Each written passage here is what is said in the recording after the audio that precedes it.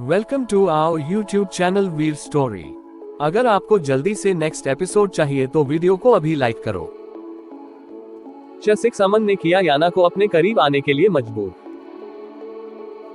अब उसका खून खोल रहा था। वो फिर से ड्राइवर को थप्पड़ मारने ही वाली थी, तभी किसी ने उसका नाजुक हाथ पकड़कर उसको अपनी तरफ एक झटके से घुमाते हुए कहा, ज्यादा ही गर्मी चढ़ रही है मैडम, तो एक रात के लिए मेरे पास आ जाओ, एक रात में ही तुम्हारी सारी गर्मी निकाल दूंगा। और अमन ने उसको गाड़ी की बैक सीट पीछे धकेल दिया और याना तो उसकी इस हिम्मत पर दंग होकर रह गई थी। अब अमन गाड़ी में बैठ गया और उसने अपने कानों में ईयरपॉड्स लगा लिए और आंखें बंद करके बैक सीट टेक लगा लिया। वो ऐसा हो गया जैसे उसने कुछ ही कहा ही नहीं, जबकि वो बारूद में तिल्ली डाल चुका था और रिलैक्स होकर आंखें बंद कर सोन सुनने लगा। और जब गाड़ी रुकी तो उसने अपने ईयरपॉड्स बाहर निकाले और ड्राइवर को देखा जो बाल नोच नोच कर रो रहा था। अब अमन ने कहा, तुम्हें क्या हुआ है? तब उसने कहा, सर ये आप मुझसे पूछ रहे हैं? आप उस शेरनी के उंगली करके आराम से बैठ गए, लेकिन उसने मेरी और आपकी 7 नस्लों तक की इतनी इज्जत अफजाई की है कि मैं आपको क्या बताऊं। और अभी भी मुझे ऐसा लगता है तूफान थमा नहीं है, क्योंकि वो जब तक मेरा मुंह थप्पड़ों से लाल नहीं करेगी उसको चैन नहीं आएगा। तब अमन ने मुस्कुरा कर कहा, डोंट वरी, तुम्हें इंसाफ जरूर मिलेगा, क्योंकि जिन हाथों से उसने तुम्हें थप्पड़ मारे हैं एक दिन उन्हीं हाथों से तुम्हारी कलाई पर राखी भी जरूर बंधावाऊंगा। तब उस ड्राइवर मोहन ने कहा, सर आप इस शेरनी को नहीं जानते, आपने इसको घायल कर दिया है, ये आपको इतनी आसानी से माफ नहीं करेगी। तब अमन ने कहा, शेरनी कितना भी गुर्रा ले आना तो उसको शेर के नीचे ही पड़ता है। अब अमन कार से बाहर निकल गया और याना चीखती हुई घर में आई, मोम मोम। तब उसकी मैड ने कहा, क्या हुआ है बेबी? मैडम तो आज सुबह ही हांगकांग के लिए निकल गई है। और अब याना ने गुस्से में अपने कमरे में गई और अपना सारा सामान तोड़ना फोड़ना शुरू कर दिया और बुरी तरह चीख रही थी, आई विल किल यू। और अब याना गुस्से में तनफन करती हुई अपने डेड के पास आई और चीख कर कहा, dad dad where are you? तब साहिल ने अपना चश्मा पहनते हुए कहा, क्या हुआ बेटा, आप इतना गुस्से में क्यों हैं? तब याना ने गुस्से से कहा, आप अपने देहाती भतीजे को समझा लीजिए वरना मेरे हाथों कत्ल हो जाएगा। तब उसके डेड ने पूछा, क्या किया है उसने? तब याना ने कहा है, आपका विलेज बॉय मुझे इरिटेट कर रहा, उसको समझा दीजिए मुझसे दूर रहे वरना उसके सेहत के लिए बिल्कुल अच्छा नहीं होगा। तब उसके डेड ने मुस्कुरा कर कहा, ठीक है हम उसको अभी समझा देते हैं। क्यों अमन, क्यों सता रहे हो हमारी प्रिंसेस को? अब याना ने हैरान होकर पीछे मुड़कर देखा।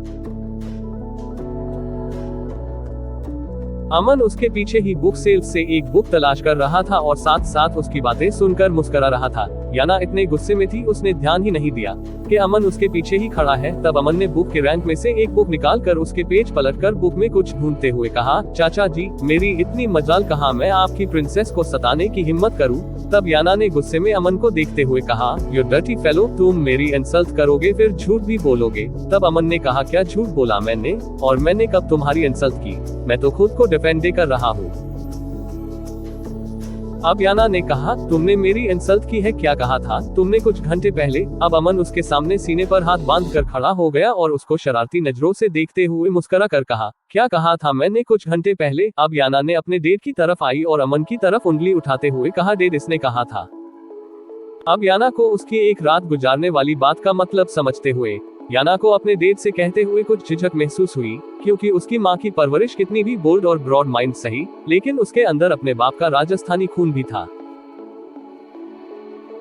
इसलिए वो कितनी भी फ्रेंक बोलने वाली सही, लेकिन ये बात अपने डेड से बोलते हुए उसको बहुत ज्यादा शर्म महसूस होने लगी थी। इसलिए अब याना एक पल को खामोश हो गई। तब अमन उसकी कंडीशन समझ गया था और उसके सामने आकर उसको जानबूझकर परेशान करते हुए मुस्कुरा कर कहा, बताओ क्या कहा था मैंने? तब याना ने गुस्से में फिर से अपने डेड से कहना चाहा, डेड इसने कहा था। फिर से वो आगे बोल ना सकी और अब उसके डेड ने मुस्कुरा कर पूछा, बताओ बेटा क्या कहा था अमन ने आपको? तब अमन ने मुस्कुरा कर कहा, हाँ बताओ। और याना ने खोलती हुई नजरों से अमन को देखा और पास रखा वास उठाकर जमीन पर दे मारा और चीख कर कहा, माय फुट। और गुस्से से बड़बड़ाते हुए बाहर निकल गई और अमन बड़ी शोक नजरों से याना को जाते हुए देख रहा था। अब उसने अपने चाचा की तरफ घूमते हुए मुस्कुरा कर कहा, ससुर जी बड़ी तूफान मेल बेटी पैदा की है आपने। तब साहिल हंसता हुआ रॉकिंग चेयर पर बैठकर बोला, तभी तो अमन को अपना दामाद बनाया है जो इस तूफान मेल को कंट्रोल कर सकता है। अब दोनों हंसने लगे। राजस्थान कल करवा चौथ का व्रत था। हवेली में तैयारियां चल रही थी और धारा के तो खुशी से पैर ही जमीन पर नहीं टिक रहे थे, क्योंकि अमन पूरे 4 महीने बाद आने वाला था उसके करवा चौथ के व्रत की वजह से। क्योंकि धारा अमन के लिए जब से वो फौज में गया था तब से व्रत रख रही थी, क्योंकि जब अमन किसी मिशन या जंग पर जाता तो सुबह से हवेली में उसके लिए हवन कर प्रार्थना शुरू हो जाती थी और धारा तो भूखे पेट ही उसके लिए प्रार्थना करती थी जब तक उसको खबर नहीं मिल जाती थी कि अमन ने जंग जीत ली है, वो बिल्कुल ठीक है। तब तक वो कुछ नहीं खाती पीती थी। उसकी इतनी मोहब्बत और लगन देखकर अमन के बाबूजी ने कह दिया था कि वो उसके लिए करवा चौथ का व्रत रखा करे, लेकिन व्रत लड़कियां अपने पति के लिए ही रख सकती थी। इसलिए तभी उन्होंने गंगा से कह दिया था कि धारा उनके अमन की पत्नी बनेगी। और फिर तो जैसे गंगा और धारा की दिल की मुराद पूरी हो गई, जिसको वो अपने कृष्णा से इतने सालों से मांग रही थी। आखिरकार उसके भगवान ने उसको उसका अमन दे दिया था। और धारा को तो जैसे अमन मिल गया था तो सब मिल गया था, उसको अब कुछ नहीं चाहिए था। लेकिन अमन नहीं चाहता था धारा उसके लिए व्रत रखे, क्योंकि इसका हक सिर्फ उसकी पत्नी को था और धारा को वो बस अपनी दोस्त मानता था। अमन धारा को बढ़ावा देना या किसी उम्मीद में नहीं रखना चाहता था। ना उसने कभी धारा को कोई ऐसा इशारा दिया कि धारा उसके प्यार में आगे बढ़े, क्योंकि अमन मजबूर था अपने दिल के हाथों जो याना के नाम पर ही धड़कता था। उस जालिम लड़की का प्यार अमन की रग रग में बसा था, इसलिए अमन नहीं चाहता था धारा उससे प्यार करे। लेकिन धारा तो अमन के जरा सा प्यार से बात करने को भी प्यार समझ लेती थी। अमन उस मासूम लड़की के जज्बातों के साथ खेलना नहीं चाहता था, लेकिन उसको नहीं पता था धारा उसको प्यार ही नहीं करती, बल्कि उसको अपना पति परमेश्वर समझकर उसकी पूजा करती है। उसके प्यार में वो बिल्कुल दीवानी हो चुकी थी, बहुत आगे चुकी थी, जहाँ से उसका लौटना नामुमकिन था। इसलिए अमन के लाख मना करने पर भी वो करवा चौथ कर व्रत जरूर रखती थी, और जिसका ये हक था, फर्ज था, उसको तो करवा चौथ कभी नहीं पता था। इसलिए अमन उसके सच्चे जज्बात देखकर अमन सोचता था काश वो याना से ना मिला होता, काश वो उससे बचपन में शादी ना करता, तो वो सिर्फ धारा से प्यार करता, उससे ही शादी करता, क्योंकि धारा वैसी ही थी जैसी वो अपनी पत्नी को देखना चाहता था। लेकिन वो अब इस रूप में सिर्फ याना को देखना चाहता था। इसलिए धारा का उसके लिए व्रत रखना, उसकी परवाह करना उसको अच्छा नहीं लगता था। इसलिए एक बार अमन धारा के करवा चौथ वाले दिन घर नहीं गया, ताकि धारा अपना व्रत तोड़ दे और फिर कभी व्रत ना रखे। लेकिन ये प्लान धारा ने फेल कर दिया। उसने अमन को देखे बिना खाना तो क्या, पानी की एक बूंद भी हल्क से नहीं उतारी। सब अमन को फोन कर करके थक गए थे, लेकिन अमन ने जानबूझकर अपना फोन बंद कर लिया था। अपने दोस्त से भी कहलवा दिया था कि वो एक जरूरी मिशन पर गया है और पता नहीं कब लौटेगा। लेकिन धारा भी अपने नाम की एक थी, उसने भी व्रत नहीं खोला। सबने कहा कि अमन की फोटो देखकर व्रत खोल दे, लेकिन उसको मंजूर नहीं था। इसी चक्कर में वो हॉस्पिटल पहुंच गई, लेकिन उसने अपना व्रत नहीं तोड़ा। डॉक्टर उसको फोर्स कर रहे थे कि वो व्रत खोल ले, वरना उसकी हालत और ज्यादा खराब हो जाएगी। लेकिन उसने किसी की नहीं सुनी। तब उसके पिता ने अमन के दोस्त से कहा कि अमन से जैसे ही राबता हो उसको बता देना, धारा हॉस्पिटल में है और उसकी हालत बहुत नाजुक है। उसने अभी तक अपना करवा चौथ का व्रत नहीं खोला है, और अमन तो वही अपने दोस्तों के साथ था, इसलिए धारा के हॉस्पिटल में एडमिट होने की बात सुनकर उसके हाथ पैर फूल गए, क्योंकि ऐसा तो कभी नहीं चाहता था वो धारा को जरा सी भी तकलीफ हो। इसलिए वो उल्टे कदमों गांव भागा, और जब वो हॉस्पिटल आया तो उसके सभी बहन भाई और सारे परिवार वाले धारा के लिए रो रहे थे, क्योंकि धारा अपने प्यार और लगन से सबके दिल जीत चुकी थी। हवेली में धारा का एक अलग ही मकाम था।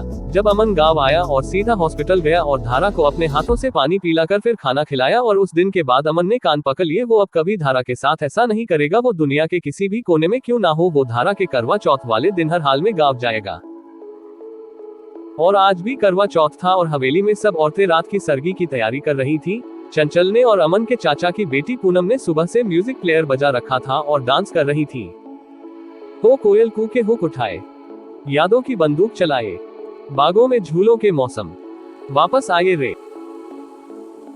चंचल और पूनम दोनों धारा को छेड़ रही थी, क्योंकि चंचल को पता था ये गाना धारा का फेवरेट था। वो अक्सर अकेले में इस गाने को सुना करती थी और किसकी याद में सुनती थी, ये बात भी किसी से छुपी नहीं थी। इसलिए आज चंचल और पूनम ने ये सॉन्ग चला दिया था और धारा के पास आकर डांस कर रही थी। इस गांव की अनपढ़ मिट्टी, दिल्ली। याना का गुस्सा अभी भी नहीं उतरा था और ईशा भी उसको इस तरह से इधर से उधर टहलते हुए देख रही थी। अब ईशा ने कहा, आखिर बात क्या है याना, तुम इतना गुस्सा क्यों कर रही हो? अमन ने सिर्फ तुम्हारा हाथ पकड़कर पीछे ही तो किया था। तब याना ने गुस्से में कहा, जब पूरी बात नहीं पता हो ईशा तो बीच में बोलना नहीं चाहिए। उसने जो मुझे कहा था उस बात के लिए उसको मुझसे माफी मांगनी पड़ेगी। एक बार मोम और मामा जी को आने दो, फिर देखती हूँ उस देशी बॉय। तब ईशा ने कहा, ऐसा क्या कहा था उसने? जिस टाइम अमन याना को वहाँ से ले जा रहा था उस टाइम ईशा का कॉल आ गया था और उसको वहाँ से आना पड़ा, इसलिए वो सब देख नहीं पाए। बस दूर से उसने इतना ही देखा था कि अमन ने याना को गाड़ी में धकेल दिया है और अब याना का मूड देखकर लग रहा था बात कुछ ज्यादा ही बड़ी थी, क्योंकि उसने अपने पूरे कमरे का मैप बिगाड़ा हुआ था। उसका हर कीमती सामान टूटा पड़ा था, लेकिन याना उसके लाख पूछने पर भी बता नहीं रही थी। अब ईशा ने कहा, कॉलेज का ग्रीन फील्ड फंक्शन होने वाला है, तुम इस बार आओगे या नहीं, क्योंकि ये हमारे ग्रुप को हाईलाइट करने का बहुत अच्छा मौका है। तब याना ने कहा, Isha please just leave me alone, अभी मेरा मूड बहुत ऑफ है, तुम जाओ, मैं अभी किसी भी टॉपिक पर कोई बात नहीं करना चाहती। अब ईशा उसको उसके हाल पर छोड़कर बाहर निकल गई थी। मोहन बहुत उदास गाड़ी में बैठा था। जब अमन गाड़ी में आकर बैठा तब अमन ने उसको उदास देखकर पूछा, क्या बात है, आज तुम्हारा मुंह क्यों लटका हुआ है? तब मोहन ने उदासी से कहा, सर कल मेरी बीवी का पहला करवा चौथ का व्रत है, आज इतने समय बाद उसने मुझे अपने साथ शॉपिंग करने जाने की है, लेकिन याना मैडम मुझे एक दिन की भी छुट्टी नहीं देती, समझ नहीं आ रहा अपनी बीवी से किस तरह जाने से मना करूं। तब अमन ने कहा, तो इसमें इतना टेंशन लेने वाली क्या बात है,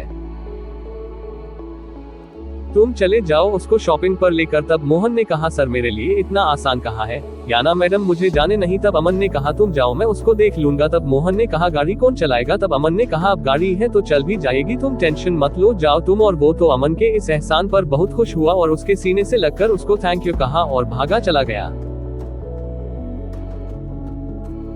अब याना किसी से कॉल पर बात करते हुए बाहर आई और अमन उसका एक बाइक के पास खड़ा होकर उसका वेट कर रहा था। अब याना ने अमन से पूछा, ड्राइवर कहाँ है? तब अमन ने कहा, वो पार्किंग एरिया में खड़ी है। तब याना ने गुस्से से कहा, व्हाट द हेल, ये ड्राइवर कहाँ मर गया? तब अमन ने आहिस्ता से कहा, उसको आजन जाना था इसलिए मैंने उसको छुट्टी दे दी। तब याना ने गुस्से में कहा, तुम होते कौन हो छुट्टी देने वाले? तब अमन ने कहा, इंसान, क्योंकि एक इंसान की मदद सिर्फ इंसान ही कर सकता है और उसको मदद की जरूरत थी।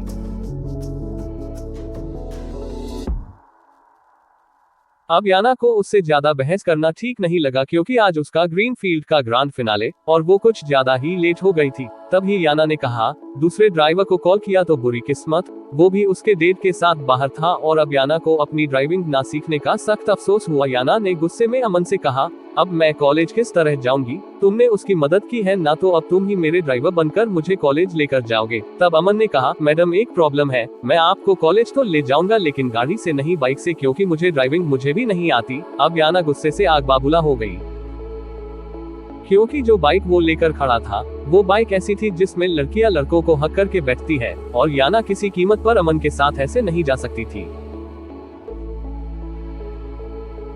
अब अमन उसकी हालत देखकर दिल ही दिल में हंस रहा था, क्योंकि उसने उसको बुरी तरह फंसा दिया था।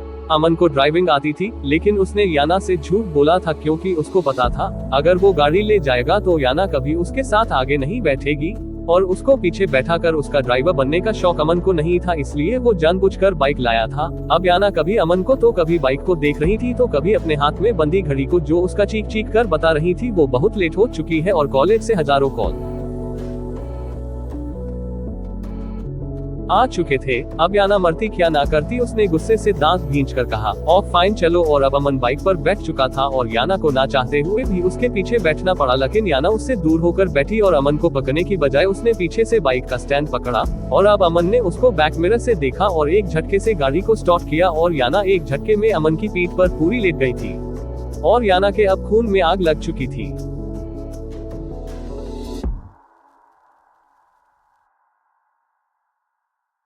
चैप्टर 7 अमन ने किया याना के जिस्म को गंदा, रफ किस।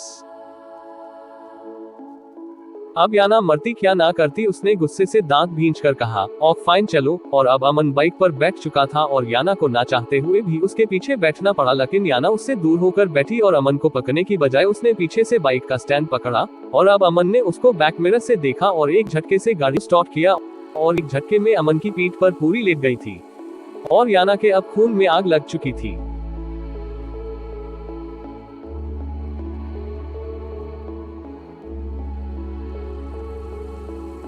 अब उसने अपने बालों से पिन निकालकर अमन की पीठ में घोंपना चाहा, लेकिन अमन ने फौरन कहा अगर ऐसी कोई भी हरकत की तो अभी नीचे फेंक दूंगा, डांस की जगह भंगड़ा करोगी स्टेज पर। तब याना ने पिन वापस अपने बालों में लगाया और फिर से सीधी होकर बैठ गई, लेकिन अमन ने तभी ब्रेक लगाया। याना फिर से उसके ऊपर गिर गई और याना का खून खोल रहा था क्योंकि वो समझ गई थी ये जानबूझकर ब्रेक लगा रहा है। तब याना ने गुस्से में कहा क्या ठीक से नहीं चला सकते? तब अमन ने उसको मिरर से देखते हुए कहा अगर तुम ठीक से बैठ जाओ तो बाइक ठीक से चलने लगेगी। तब याना ने गुस्से में कहा मैं ठीक से ही बैठी हूँ। तब अमन ने कहा मुझे हक करके बैठो, तब ये ब्रेक बार बार नहीं लगेंगे। तब याना ने दांत भींचकर कहा हक करूंगी और वो भी तुम्हें, जबकि वो बेवकूफ लड़की उसकी पीठ से चिपकी हुई थी।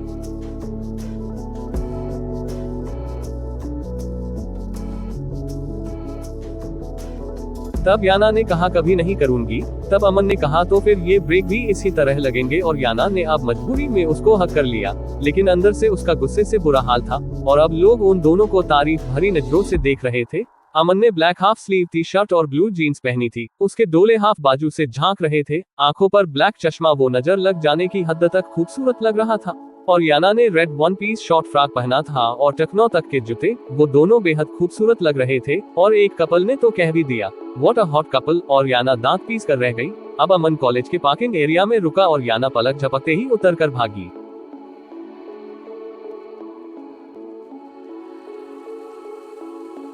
लेकिन जाते जाते अमन को ICU कहना नहीं भूली थी और अमन ने हंस कर कहा था एनी टाइम। तब याना ने कहा एक बार मेरी मोम को आने दो फिर बताती हूँ तुम्हें। तब अमन ने मुस्कुराकर कहा मैडम आप अभी तक बच्ची है जो लोगों से परेशान होकर अपनी माँ से शिकायत करती है जिसका कोई फायदा नहीं। तब याना ने गुस्से में कहा बच्ची किसको बोला, 20 साल की हूँ मैं, एक बार शादी हो जाने 2 बच्चों की लाइन लगा दूंगी। याना बिना सोचे समझे बोल गई। एहसास उसको तब हुआ जब अमन की गहरी मुस्कुराती नजरें याना को देख रही थी और अब अमन ने मुंह साइड करके मुस्कुराया और फिर उसकी तरफ दिलचस्पी से देखते हुए कहा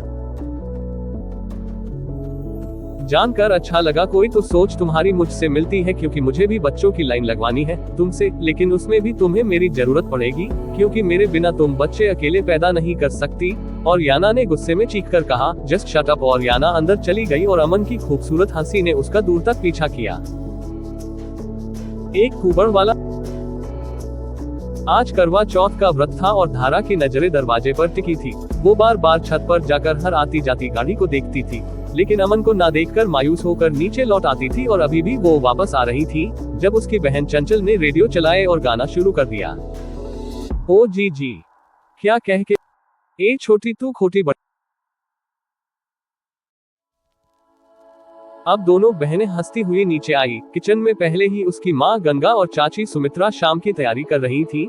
तब उसकी माँ गंगा ने अपनी राजस्थानी भाषा में कहा छोरी, कहा थी तम अब तक। तब उसकी बहन चंचल ने भी राजस्थानी भाषा में कहा अम्मा जीजी की तो कल से दरवाजे से नजरें ही ना हटा रही, इतना उतावली होकर जीजा जी का इंतजार कर रही है। और धारा का चेहरा शर्म से लाल हो गया और उसने अपनी बहन की तरफ आंखें निकालकर घूरा। तब उसकी चाची सुमित्रा ने कहा जिज्जी एक बात कहो, वैसे तो कितना इंतजार करती है धारा महारे अमन का, पर जब वह आवे तो यह छोरी कमरे के भीतर बढ़ जावे। तब धारा ने कहा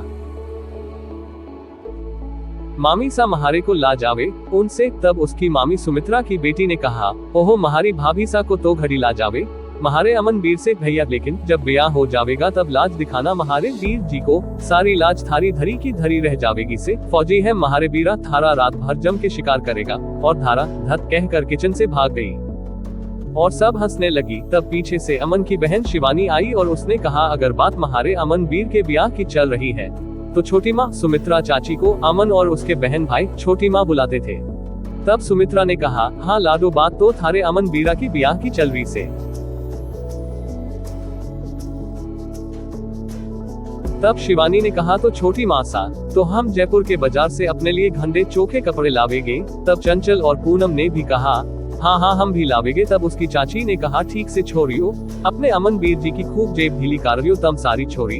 अब चंचल ने कहा मैं तो जीजा जी से डबल लूंगी क्योंकि महारे तो दो रिश्ते हैं उनसे, एक जीजा का और दूजा वीर जी का। तभी पीछे से धारा ने कहा कहे लोगी डबल डबल, सिर्फ शिवानी को मिलेगा वरना किसी को नहीं। तब चंचल ने कहा देख रही हो अम्मा कैसे आपकी लाडली अमन वीर जी के पैसे बचाने पर तुली है। तब पूनम ने कहा लेकिन वो महारे वीर जी थारी एक ना सुनेगे। और फिर उन तीनों की नोकझोंक शुरू हो चुकी थी। नर्तकी नर्तकी नर्तकी नर्तकी नर्तकी नर्तकी नर्तकी नर्तकी नर्तकी याना का स्टेज पर डांस शुरू हो चुका था। उसने डार्क ब्लू कलर का पूरा सितारों से भरा 2 पीस ड्रेस पहना था, जिसमें याना का पूरा बदन चांदी की तरह चमक रहा था। अमन जब बाहर निकला तो उसके पास एक कॉल आया और अब अमन गाने बीच से ही भागता हुआ स्टेज पर आया और याना को किसी गुड़िया की तरह गोद में उठाया और उसको सीने में छुपाकर उसको साइड कर लिया। उसका भारी हाथ याना के नाजुक पेट और दूसरा हाथ याना के सीने पर था और उसकी हाथों की सख्ती से याना अंदर तक लर्ज गई और उसको कुछ नहीं सूझा। उसने एक झटके से अमन से खुद को छुड़ाया और पूरी पब्लिक के सामने एक जोरदार थप्पड़ उसने अमन के मुंह पर जड़ दिया और उसकी इस हरकत पर पास खड़ी ईशा का पारा गुस्से से हाई हो गया। गुस्सा तो अमन को भी बहुत आया था, लेकिन उसने अपनी मुठ्ठियां भींचकर बर्दाश्त किया।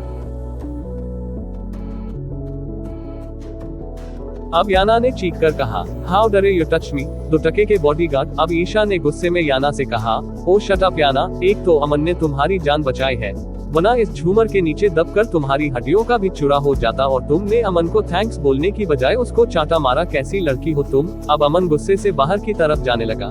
जब उसके कानों में याना की आवाज आई, उस देहाती गंवार के हाथ लगाने से अच्छा मैं मरना पसंद करूंगी, मेरी पूरी बॉडी को गंदा कर दिया उस डर्टी फेलो ने। अभी याना कुछ और कहती तभी सबकी आंखें फटी रह गई और अब जो लड़के याना के आशिक थे उनका तो गुस्से से बुरा हाल था।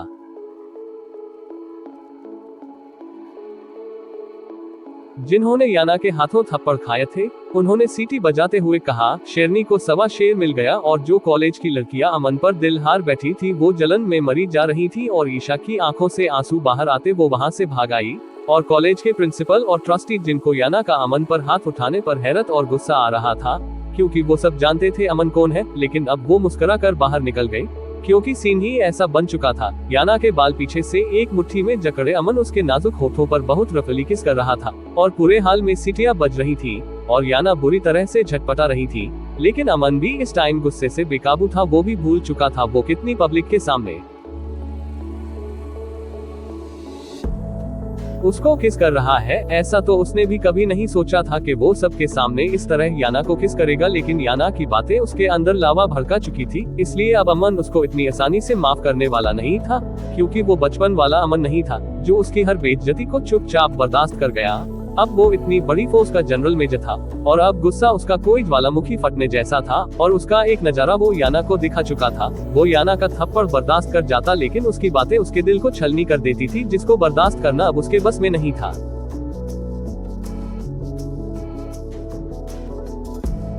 अब उसने एक झटके से याना को खुद से दूर किया और गुस्से में कहा, अभी गंदा किया नहीं है तुम्हें, लेकिन जिस दिन गंदा करूंगा उस दिन खुद से नजरें मिलाने लायक भी नहीं बचोगी। अब अमन ने उसको धक्का दिया और बाहर निकल गया और याना मुंह के बल पड़ी अपनी सांसों को बहाल कर रही थी और उसकी आंखों आंसुओं से भर चुकी थी और अब सब याना पर हंस रहे थे। कोई कह रहा था, मैडम टेस्ट कैसा था। बॉडीगार्ड की किस का एक झटके में ही सारी अकड़ निकाल दी। लकी बॉय इतनी जल्दी मिल जाएगा सोचा ना था और सब हंसने लगे। तब दूसरे ने कहा, इसको तो अब बॉडीगार्ड से बचने के लिए भी दूसरा बॉडीगार्ड रखना पड़ेगा। बड़ा सेंसिटाइज करती थी खुद को लोगों से बचाने के लिए, अब तो बॉडीगार्ड ने ही इसको औकात दिखा दी और याना गुस्से में वहां से भागी चली आई। और याना अपनी दोस्त के साथ घर आई और अब अपने रूम में आकर अपने बाल मुट्ठी में भींचकर बुरी तरह चीखने लगी। सारे नौकर उसकी चीखें सुन सुनकर घबरा रहे थे और अब उनको अपनी मालकिन मोना से डर लग रहा था कि कहीं याना मैडम उनकी कोई गलती ना बता दे। उनको अपना डर हो रहा था। घर के नौकरों ने मोना को कॉल किया, लेकिन उसका कॉल बिजी जा रहा था और याना अपने होठ और अपने जिस्म को रगड़ रगड़ कर धो रही थी जैसे उस पर कितना गंद लग गया हो और साथ साथ अमन को सबक सीखने का फैसला कर चुकी थी। उसने कई बार अपना माउथ फ्रेशनर मुंह में स्प्रे किया, लेकिन उसको फिर भी चैन नहीं मिल रहा था क्योंकि वो अमन के एहसास को नहीं मिटा पा रही थी। उसको ऐसा लग रहा था जैसे वो अभी भी उसको किस कर रहा था। अब फिर से याना ने टिश्यू से होंठ रगड़ते हुए कहा, I will destroy you, I will kill you bustards. अब याना ने अपनी माँ को कॉल ना करके अपने मामा जी के दोनों बेटों जॉर्जी और जोजो को कॉल किया और उनको मिलने बुलाया। तब जॉर्जी ने कहा, क्या हुआ सिस, एवरीथिंग इज फाइन, हम दोनों गोवा आए हुए हैं। तब याना ने कहा, तुम दोनों शाम तक वापस आओ, समझ गए। और उधर से जोजो ने कहा, ठीक है सिस, हम आते हैं। सदाबहार वृक्ष एक कुबड़ वाला ऊंट सदाबहार वृक्ष और हवेली और गांव की औरतें और मर्द माला पहनाकर उसका स्वागत कर रहे थे, और वो अंदर आकर सबसे गले मिला। उसके बाप ने उसको सीने में दबोचकर कितने देर बाद छोड़ा। उसके बहन भाई सब ही उससे मिल रहे थे। चंचल, पूनम, शिवानी तीनों उससे लिपट गई थी, और शिवानी ने अमन से कहा, वीर जी हमारे लिए क्या लाए हैं? तब अमन ने कहा, अपनी प्यारी सी गुड़िया के लिए एक प्यारी सी गुड़िया लाया हूँ। तब शिवानी ने कहा, आपने गुड़िया पिछली बार ला दी थी, इस बार हमें गुड्डा चाहिए था। तब अमन ने कहा, लेकिन आपने हमें पिछली बार कहा था आपके पास गुड्डा है, आपको गुड़िया लेनी है।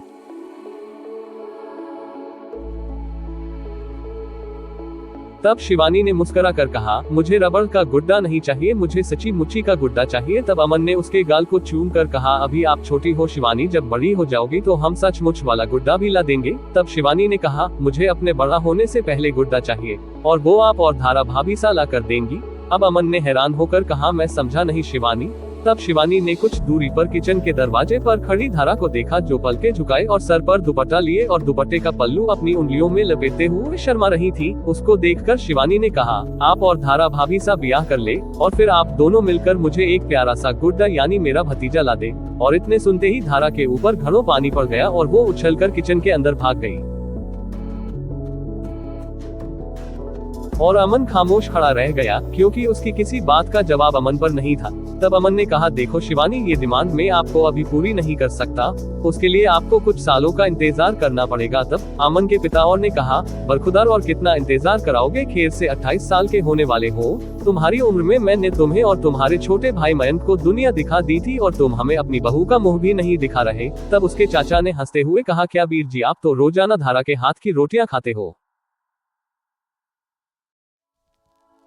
तब उसके पिता ने कहा, वो तो ठीक है, लेकिन हम अब धारा को हम अपनी बहू के वेशभूषा में देखना चाहते हैं। वो लाल साड़ी और चूड़ियों और पायल में पूरे घर में छन छन करती फिरे, जैसे कभी तुम्हारी भौजी अमन की माँ और सुमित्रा रहती थी। अब अमन ने दिल में कहा, बाबूजी, ये ख्वाहिश आपकी दिल में ही रह जाएगी, क्योंकि जो आपकी बहू है वो पायल की छन छन नहीं बल्कि हील की ठक ठक करती फिरेगी। तभी उसकी चाची ने सुमित्रा ने कहा, अरे भाई साहब छोड़िए, भी बच्चा इतने लंबे सफर से आया है, आप भी क्या लेकर बैठ गए? चलो बेटा, आप नहा धो लो, मैं आपके लिए खाना लगाती हूँ। तब उसके पिता ने कहा, अरे हमारी धारा सुबह से भूखी प्यासी व्रत रख रही है और आप इसको खाना खिलाएगी? ये भी हमारी धारा बेटी के साथ ही खाना खाएगा। तब अमन ने चिढ़कर कहा, देखिए बाबूजी, मुझे बहुत तेज भूख लगी है, मुझे भूख बर्दाश्त नहीं है, और मैं नहीं कहता धारा से वो मेरे लिए व्रत रखे, क्यों बेकार में अपनी जान को मुसीबत में डालती है। ये कहकर अमन कमरे में चला गया, और उसका ये अंदाज सबको कुछ अजीब सा लगा, क्योंकि उसने अब से पहले कभी ऐसा धारा के लिए नहीं कहा था। ऊंची एड़ी के जूते, ऊंची एड़ी के जूते, ऊंची एड़ी के जूते, ऊंची एड़ी के जूते, ऊंची एड़ी के जूते, ऊंच। अब याना के रूम में सब जमा थे, याना के दोस्त और जॉर्जी। नमस्ते। और जोजो और याना ने सब कुछ उन दोनों को बता दिया। अब जॉर्जी ने कहा, उस दो कोड़ी के बॉडीगार्ड की इतनी हिम्मत, लगता है इसके होश ठिकाने लगाने पड़ेंगे। तभी जॉर्जी ने एक कॉल मिलाकर कहा, माइकल, एक आदमी के हाथ पैर तुड़वाने हैं, ना मारना है और ना जिंदा रखना है। बस ऐसा करना है कि पूरी जिंदगी अपने मर्द होने पर और मेरी बहन का बॉडीगार्ड बनने पर अफसोस करे। उधर से कहा, ठीक है, काम हो जाएगा। किसका बनेगा अमन, याना या धारा? एक तरफ धारा जो अमन को देवता बनाकर पूछती है, दूसरी तरफ याना जिसको अमन की रत्ती भर भी परवाह नहीं। और कैसे सह पाएगी धारा जब पता चलेगा कि उसका अमन तो उसका है ही नहीं, और जिसका वो है उसका छूना भी उसको बर्दाश्त नहीं, तो कैसे बर्दाश्त करेगी याना जब उसको पता चलेगा अमन उसका पति है। जानने के लिए हमारी कहानी के साथ अंत तक बने रहे।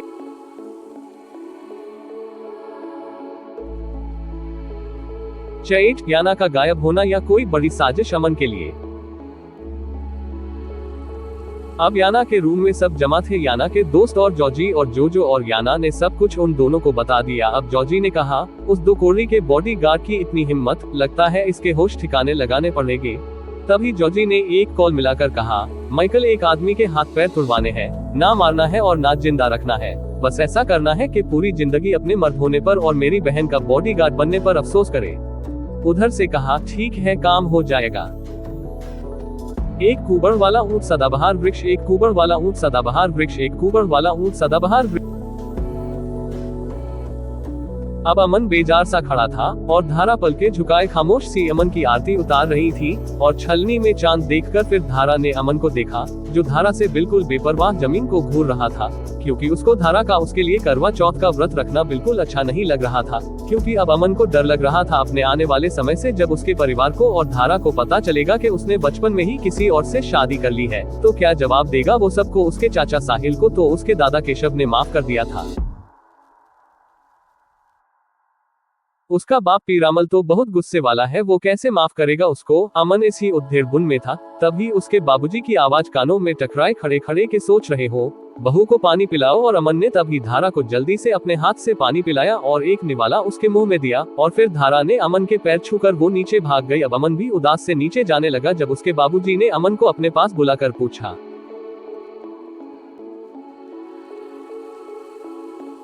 के बाद छोरा में ताने देखुसु, तू जब ते आया बड़ा चुप चुप लाग रे से। अब अमन ने आहिस्ता से कहा, कुछ नहीं बाबूजी, बस ऐसे ही। अब उसके बाबूजी ने कहा, धारा को तने के दिया है। तब अमन ने कहा, मैं समझ नहीं बाबूजी। तब उसके बाबूजी ने कहा, अरे बाबडे, थारे चाचा ने और फूफा ने अपनी धर्म पत्नियों को सोने के गहने दिए हैं, क्योंकि जो पत्नी अपने पति के लिए इतना बड़ा व्रत रखे है, वह बिंद अपनी बिंदनी के लिए तोहफा देवे से ताने के दिया अपनी पत्नी को। तब अमन आहिस्ता से कहा, बाबूजी, धारा मेरी पत्नी नहीं है, आप क्यों जबरदस्ती उसको मेरी पत्नी बनाने पर तुले हैं। तब उसके बाबूजी वो लेटे हुए हुक्का गुड़गुड़ा रहे थे, एकदम सीधे होकर बैठे और गुस्से से कहा कि मत बल के है धारा, धारा थारी पत्नी है। थारी माँ सा सरबनी ने अपने जिंदा पे ही धारा को थारे नाम की अंगूठी पीना कर धारा को थारी पत्नी बना दी थी, इसलिए आज तो तने यह बात कह दी। आज के बाद यह बात तने कदी अपने मुंह से निकाली तो थारे से थर्रा बाबूजी ना महरी छड़ी बात कराए। और अमन उनके डंडा उठाने पर एकदम नीचे भाग गया। अमन चाहे कितना भी बड़ा मेजर सही, लेकिन वो अपने बाबूजी के गुस्से से वाकिफ था, क्योंकि उसके बाबूजी से उसका पूरा घर नहीं बल्कि पूरा गांव डरता था, उनकी इज्जत करता था। उनकी पर्सनैलिटी भी कुछ ऐसी ही थी, वो भी अमन की तरह लंबे चौड़े तगड़े थे, बस उनका पेट बाहर को था। सफेद धोती कुर्ता, उस पर काला कोट, सर पर सफेद पगड़ी गेहुआ रंग और बड़ी बड़ी ताव खाती मूछें, दोनों हाथों की उंगलियों में सोने की अंगूठियां, गले में त्रिशूल की सोने की चैन और हाथ में एक शाही बेत। वो राजस्थान के सभी गांव के सरपंच थे, उनकी बिना परमिशन के राजस्थान के किसी काम में पत्ता भी नहीं हिलता था और वो राजस्थान के सबसे बड़े जमींदार थे और घर में भी यही था। और अमन इंडियन आर्मी को फोर्स का मालिक था, लेकिन अपने बाबूजी के सामने तो उसकी भी एक नहीं चलती थी, क्योंकि अमन कई बार उनकी बेत से अपनी धूल उतरवा चुका था। अमन ऊपर वाले के बाद किसी से डरता था तो वो उसका बाप था, लेकिन पीरामल भी एक समझदार इंसान थे। जब उनको लगता था अमन किसी बात पर गुस्सा है और वो अपनी जगह सही है, तब वो चुप लगा जाते थे और उसका गुस्सा शांत होने के बाद उसको प्यार से समझा देते थे। अब अमन के चाचा जी हंसते हुए बोले, भाई साहब का अमन कोई बच्चा ना है जिसको तुम ऐसे डरा दो, वह तो हमारे देश की पूरी आर्मी के ऊपर जनरल मेजर है, सारी आर्मी उसके इशारे पर चले और तुम हो के उसको किसी छोटे बच्चे की तरियो डांट दो। अब अमन के बाबूजी ने हंसते हुए कहा, ये हमारी सरबनी की परवरिश का नतीजा है, वरना इस दौर में बच्चे अपने माँ बाप की इज्जत ना करते, डरना तो दूर की बात है, लेकिन हमारे बच्चे अपने बाप की हर बात को पत्थर की लकीर समझे। अब अमन नीचे आया और उसने अपनी गंगा बुआ और चाची को अपना क्रेडिट कार्ड देते हुए कहा, आप दोनों इन सब लड़कियों को और गुड्डू को जयपुर ले जाए और जिसको जो खरीदना है और आप दोनों को भी जो भी लेना है ले लीजिए, क्योंकि इस बार मैं शहर से किसी के लिए कुछ नहीं लाया। तब उसकी बुआ ने कार्ड को उलट पलट कर देखते हुए अमन से कहा, बेटा क्या या कार्ड से सामना खरीदा जाएगा? तब अमन ने कहा, बुआ बस आप जिससे भी सामान ले उसको ये दे देना और बाकी आपको और कुछ नहीं करना, बस सामान ले लेना है। और ये बताकर अमन बाहर निकल गया।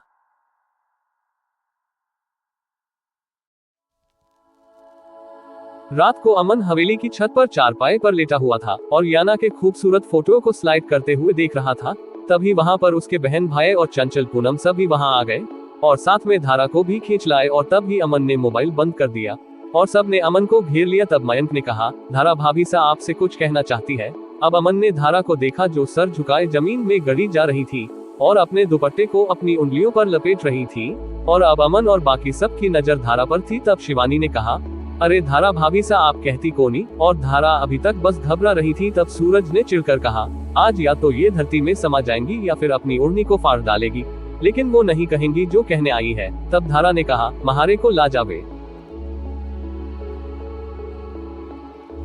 मैं ना कह सकूं और धारा चंचल का हाथ झटक कर नीचे भाग गई और सब हंसने लगे। तब अमन ने सूरज से पूछा क्या कहना चाहती है धारा।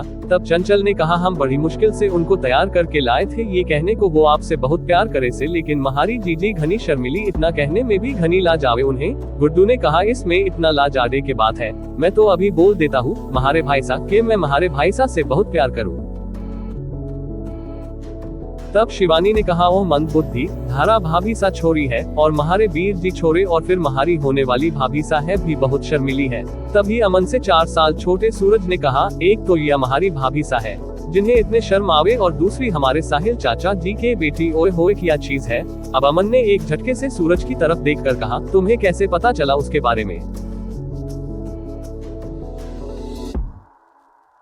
तब सूरज ने हंसते हुए कहा हमें क्या नहीं पता वीर जी, हमें तो यह भी पता है वो बिल्कुल फिल्मी हीरोइनी लगे। तब चंचल ने हैरान होकर कहा के बात कर्या से महारे साहिल मामा की छोकरी। तब सूरज ने कहा, तब मयंक ने कहा चंचल तूने कदी ना देखी वा। तब चंचल ने कहा ना साहिल मामा कदी ना लाए वा को यहाँ पे और कदी ना महारे को ले गए, क्योंकि मामा एक बार कह रहे थे महारी जो मामी है वह घड़ी मक्कार से वा तो हमसे मिलना ना चावे और महारे को तो मामा की छोकरी नाम तक ना पता देखेगे के खाक। इस सब में अमन बिल्कुल खामोश था, वो मोबाइल पर ऐसे बिजी दिखा रहा था जैसे उसको उन सब की बातों से कोई लेना देना नहीं है, जबकि उसके कान उन सब की बातों पर ही धरे थे। तब ही सूरज ने कहा तम सबको देखनी है और तब ही अमन चौंक गया।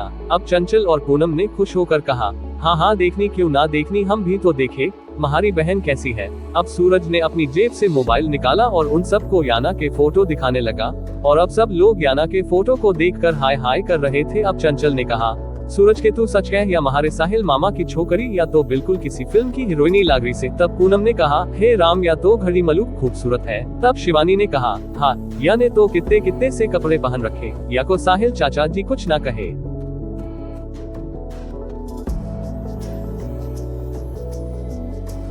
तब मयंक ने कहा यार कुछ भी हो लड़की है तो बड़ी हॉट, हमें तो यकीन ही नहीं आ रहा ये हमारी कजन है। तभी चंचल ने कहा महारे को तो लागे तुम दोनों भाइयों का ही दिल आ गया दिखे या छोरी पे। और शिवानी ने कहा जो भी हो महारी या बहन है बड़ी सुंदर। तभी सूरज ने आंख मारते हुए कहा अरे शिवानी फिक्र मत करो, थारी इस बहन को एक दिन थारी भाभी बढ़ाओगा, क्योंकि अब मैं आगे स्टडी दिल्ली जाके करने वाला हूँ इस छोरी की खातर और इस लड़की से मिलकर इससे दोस्ती करूंगा।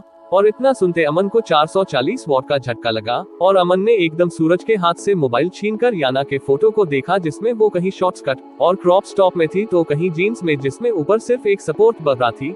और अमन ने गुस्से में सूरज से पूछा कहाँ से आए तुम पर ये फोटो। तब सूरज ने कहा भाई साहब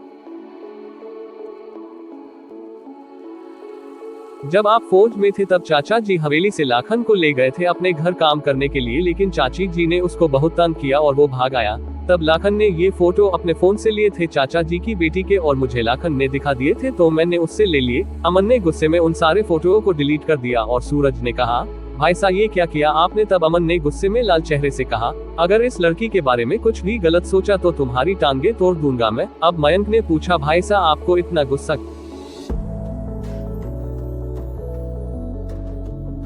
अमन उनको क्या बताता जिसको पाने के ख्वाब उसका भाई देख रहा है।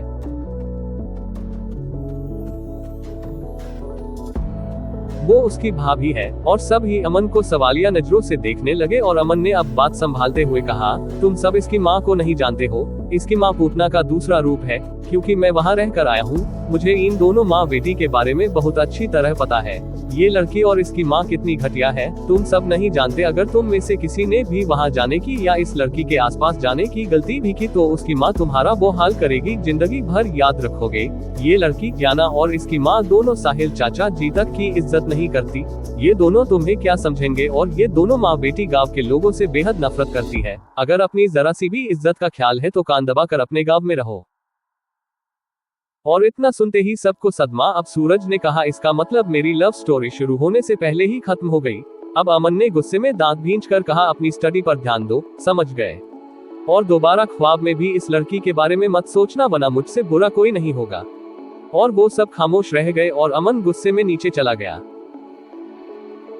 और चंचल ने कहा अमन जीजा जी ठीक कह रहे, क्योंकि आज तक साहिल मामा जी भी हमें शहर अपने घर इसलिए ही नहीं ले गए क्योंकि उनकी घरवाली और बेटी की आदत ठीक ना वो गांव के लोगों की जरा भी इज्जत ना करती।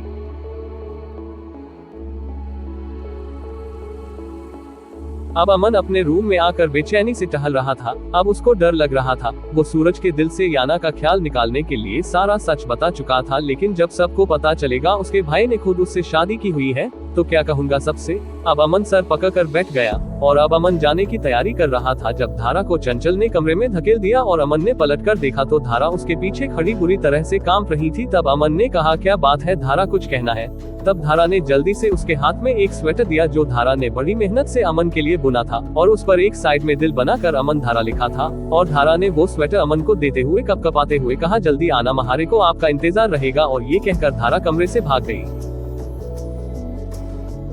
अब अमन वहाँ से जल्द भाग जाना चाहता था। अब वो बैग लेकर बाहर आया तब उसके बाबूजी ने उसको अपने पास बुलाकर कहा, अगली बार जब तुम गांव आओगे तो धारा और तुम्हारी शादी होगी, इसलिए शहर में तुम्हारा जो भी मिशन है उसको जल्दी निपटा कर वापस आओ, क्योंकि अब हमें जल्द से जल्द अपने पोता या पोती का मुंह देखना है, समझ गए? और अमन ने आहिस्ता से जी कहा और बाहर निकल गया। और अब जैसे ही अमन एयरपोर्ट पर उतरा, उसका ड्राइवर पहले ही उसके लिए गाड़ी लिए इंतजार कर रहा था। और अमन ने गाड़ी में बैठकर जैसे ही अपना मोबाइल ऑन किया, फौरन ईशा के हजारों कॉल दिखाई दी और फिर अमन ने जल्दी से कॉल बैक किया। तब उधर से ईशा ने कहा, थैंक गॉड अमन, तुमने कॉल तो किया। अमन, तुम जहाँ कहीं भी हो प्लीज वापस दिल्ली मत आना। तब अमन ने कहा, बात क्या है? तब ईशा ने कहा, याना ने तुम्हें पिटवाने के लिए किराए के गुंडों को बुला रखा है, इसलिए प्लीज तुम यहाँ मत आना। अब अमन ने कहा, रिलैक्स ईशा, मैं उसका बॉडीगार्ड हूँ और मेरा मकसद सिचुएशन को फेस करना है, उससे भागना नहीं है। मैं देख लूंगा और बताने के लिए थैंक्स।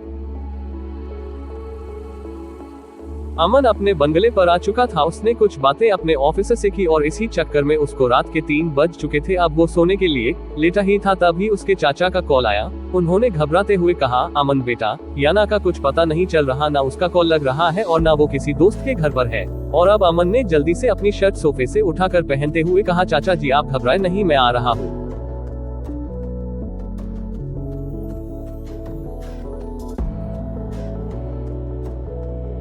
चेन्नई गन पॉइंट पर रोमांस। अमन अब चाचा जी से पूछगछ कर रहा था। तब साहिल ने कहा, बेटा उसके आने का टाइम बस 12 बजे तक है और अब उसकी किसी दोस्त से भी उसके बारे में पता नहीं चल पा रहा।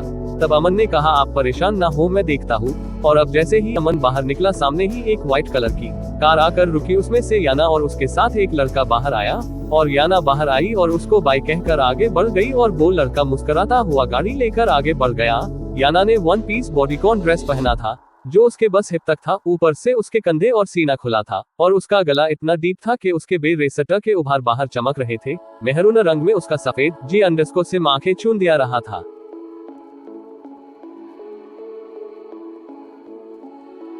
उसका मेकअप उतरा हुआ था, उसकी चाल में लड़खड़ाहट थी। अपने 2 उंगलियों में सिगरेट दबाए धुआं उड़ाती हुई आगे बढ़ी और याना का ये अंदाज अमन को बहुत कुछ सोचने पर मजबूर कर रहा था। और एक सोच दिमाग में आते ही अमन के अंदर ज्वालामुखी से फुट रहा था। गुस्से से उसकी दिमाग की रंगें तन रही थी। उस पर सोने पर सुहागा याना का सिगरेट पीते हुए आना अमन की जलती पर तेल का काम कर रहा था, क्योंकि उसके खानदान की औरतें तो गैर मर्दों से घूंघट करती थी, लेकिन उसकी बीवी इस हाल में उसके सामने थी और ये बात अमन के खून में आग लगा रही थी। अब याना अमन को इग्नोर करती हुई आगे बढ़ने लगी। तब अमन ने गुस्से से कहा, इतने रात को कहां से आ रही हो और कौन था वो लड़का?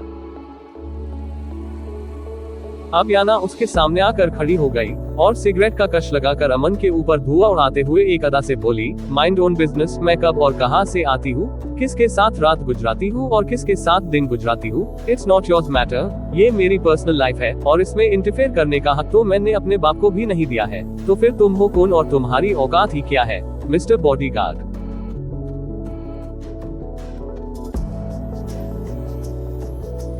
इस मंथ की अपनी सैलरी लो और यहाँ से 9-2-11 हो जाओ, मैं अपना दूसरा बॉडीगार्ड रख लूंगी। और इतना कहकर याना फिर से धुआं उड़ाती हुई आगे बढ़ने लगी, लेकिन अगले ही लम्हे उसकी नाजुक गर्दन अमन की मुट्ठी में थी, क्योंकि याना ये नहीं जानती थी अब उसके सामने उसका बॉडीगार्ड नहीं, उसका पति खड़ा था। एक राजपूत खून खड़ा था जो अपनी इज्जत की खातिर अपनी गर्दन कटा देने वाले और काट देने वाले मर्द है। अब याना की गर्दन पकड़कर अमन ने एक झटके से उसको अपने सामने खड़ा किया और याना का गुस्से और हैरत से बुरा हाल था। वो अमन की इस हिम्मत पर हैरान थी और अमन का गुस्से से और बर्दाश्त से चेहरा लाल हो रहा था। उसकी बिल्ली जैसी आंखें गुस्से से लाल हो रही थी और याना एकदम सहम गई थी, क्योंकि वो अमन को इस तेवर में पहली बार देख रही थी। अब अमन ने गुर्राते हुए कहा, मैं कौन हूँ और क्या हूँ? अगर जान गई तो नीचे से जमीन और ऊपर से आसमान उठ जाएगा।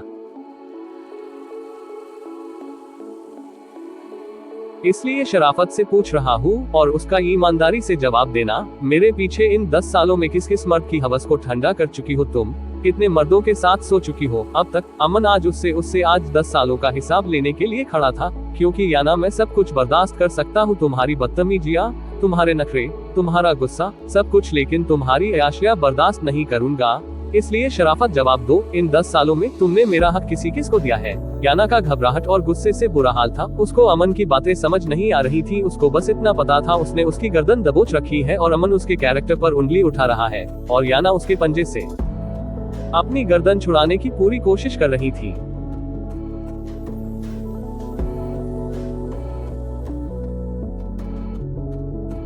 लेकिन वो फौजी का फौलादी हाथ था, जिससे बड़े से बड़े 30 मार खा अपनी गर्दन नहीं छुड़ा पाए थे। याना तो फिर भी एक नाजुक सी लड़की थी। अब याना ने थक कर कहा, मेरी गर्दन छोड़ो वरना इसका अंजाम बहुत बुरा होगा। तब अमन ने उसकी गर्दन पर दबाव डालते हुए कहा, याना मैं आखिरी बार पूछ रहा हूँ, मेरे सवाल का जवाब दो, कितने मर्दों के साथ रात गुजार चुकी हो अब तक? वरना तुम्हारी गर्दन तोड़ने में एक पल नहीं लगेगा मुझे। आज वो 10 साल बाद उसको मैडम नहीं बल्कि याना कहकर बुला रहा था। याना जवाब दे दो, वरना माँ की कसम खाकर कहता हूँ अभी जान से मार दूंगा तुम्हें। मेरे सर पर खून सवार है, मेरी बर्दाश्त मत आजमाओ। और याना अब बुरी तरह से कांप गई, क्योंकि अब अमन ने उसकी गर्दन को भींचना शुरू कर दिया था और याना की आंखें बाहर निकल आई। उसका सफेद चेहरा लाल पड़ चुका था, आंखों से आंसू बहने लगे थे और याना को यकीन ही नहीं हो रहा था ये मासूम दिखने वाला अमन इस हद तक खतरनाक और गुस्से वाला हो सकता है, और वो उसको लेकर इतनी सख्ती क्यों दिखा रहा है।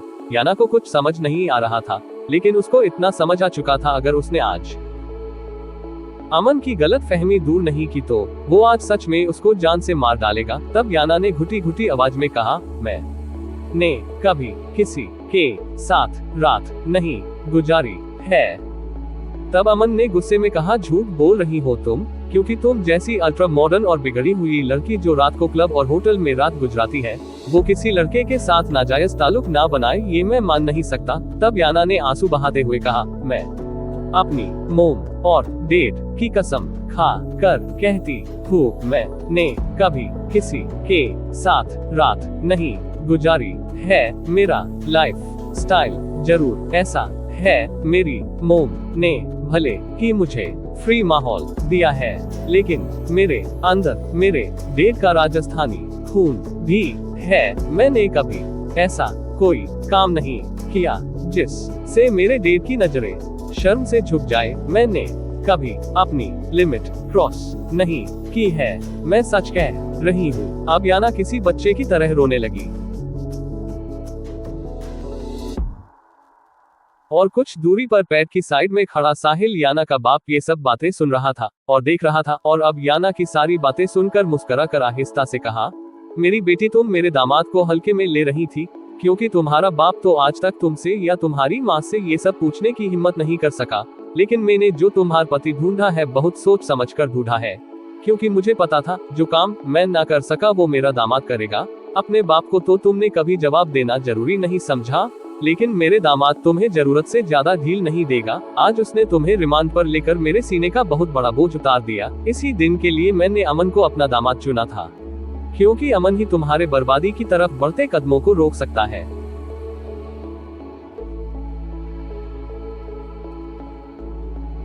ये सच था, याना एक मॉडर्न लाइफस्टाइल रखने वाली लड़की थी, आजाद माहौल और आजाद ख्याल लड़की थी, लेकिन उसने अपनी जिंदगी के कुछ नियम बनाए हुए थे, जिसमें एक ये भी था कि वो इतनी आसान नहीं बनेगी कि कोई भी ऐरा गैरा उसको आसानी से पाल ले।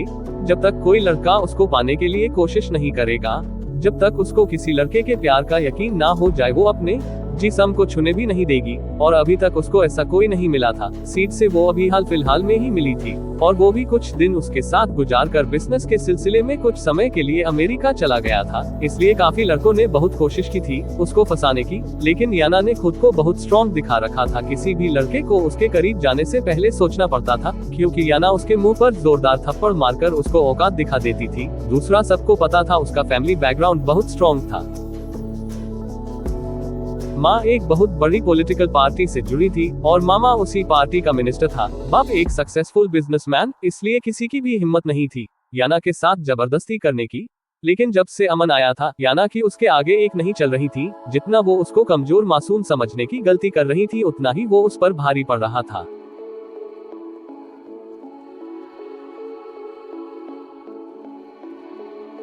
अब याना के इतना कहते ही अमन ने उसकी गर्दन छोड़ दी और याना सीने पर हाथ रखकर बुरी तरह खांसने लगी। और अमन के चेहरे पर एक जानदार मुस्कुराहट थी, जैसे उसने सब कुछ फतेह कर लिया हो। क्योंकि याना नहीं जानती थी, उसने ये सब बताकर अमन को फिर से जिंदगी दी है। वरना वो याना को इस हाल में आता देखकर वो एक लम्हे में हजारों मौत मरा था। लेकिन अब उसके अंदर तक सुकून मिल चुका था। लेकिन याना का अब गुस्से से बुरा हाल था। उसकी आंखें आंसुओं से भर चुकी थी। अब उसने एक झटके से अमन के ऊपर फिर से थप्पड़ मारने के लिए हाथ उठाया।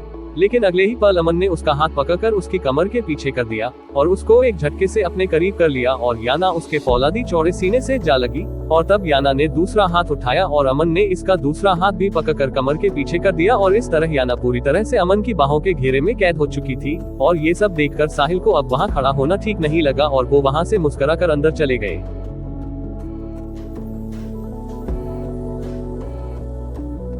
और याना ने गुस्से से चीखते हुए कहा, छोड़ो मुझे। तब अमन ने फिर से सवाल किया, वो लड़का कौन था जो तुम्हें ड्रॉप करके गया था? तब याना ने गुस्से में कहा, वो जो कोई भी था, तुम्हें क्या लेना देना है इस सब से? तब अमन ने गुस्से में कहा, क्या लेना है और क्या देना है वो बहुत जल्द बता दूंगा, इसलिए जल्दी जवाब दो, कौन था वो लड़का? तब याना ने गुस्से में कहा, वो मेरे फ्रेंड की पार्टी में मिला था और उसने मुझे घर ड्रॉप करने की ऑफर की तो मैं आ गई।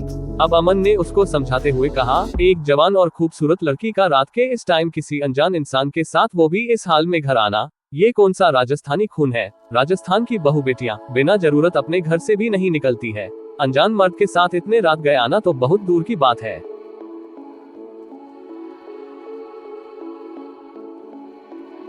और उनके चेहरे को भी कोई अनजान मर्द नहीं देख सकता। जिस्म दिखाना तो बहुत बड़ी बात है। और जिस बाप की तुम बेटी हो, उसकी बहन की 2 बेटियां और है गांव में, उनको जाकर देखो, तुम्हें अपने आप पर शर्म आ जाएगी।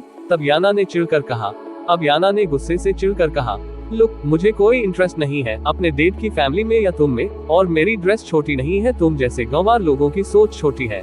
अब अमन ने उसको अफसोस भरी नजरों से देखते हुए कहा, तुम्हारे हिसाब से जो लोग अपनी बेटी को छोटे कपड़े पहनाते हैं वो लोग ऊंची सोच वाले होते हैं, तो फिर तो उन माँ बाप को अपनी बहन बेटियों को नम अंडस को गा घुमाना चाहिए, फिर तो वो लेजेंड कहलाएंगे। अब अमन ने उसको प्यार से समझाते हुए कहा, याना तुम्हारे अपने ही है जो तुम्हें दुनिया की हवस भरी नजरों से तुम्हें छुपा कर रखना चाहते हैं, वरना लोग तो तुम्हें नम अंडस को गा देखना ज्यादा पसंद करेंगे। तो क्या तुम उनके लिए कपड़े उतार दोगी? अब याना ने गुस्से से कहा, लुक, ये मेरी लाइफ है, मेरे रूल है, मैं जैसे चाहे वैसे जिंदगी गुजारूं, तुम्हें क्या फर्क पड़ता है? तब अमन ने गुस्से में उसका मुंह अपने पंजे में भींचकर गुर्रा कर कहा, ज्यादा नहीं, बस इतना फर्क पड़ता है मेरी जान, अगर तुम्हारे इस लाइफस्टाइल की वजह से किसी गैर मर्द ने तुम्हारे जिस्म का इस्तेमाल कर लिया तो याद रखना, तुम्हारे इतने टुकड़े करूंगा, लोग गिनते गिनते थक जाएंगे। तब याना ने डरते डरते कहा, एक बार मेरी मोम और मामा जी को आने दो, तब देखोगी तुम्हारी मर्दांगी। और उसकी अदा और मासूम सी धमकी सुनकर अमन का गुस्सा झाग की तरह बैठ गया। अब अमन ने मुस्कुराते हुए झुककर उसके कान में कहा, मर्दांगी देखनी है तो उसके लिए माँ और मामा के आने का इंतजार क्या करना, बस अकेले कमरे की जरूरत है, और फिर जितनी तुम ताकत हो और बर्दाश्त हो मेरी मर्दांगी देखने की और झेलने की, उतनी देख लेना, बस एक बार मुझे दिखाने का और देखने का मौका दे दो। शिद्दत से अमन की आवाज भारी होने लगी थी, क्योंकि याना के बॉडी से उठती खुशबू अमन को बेकाबू करने लगी थी।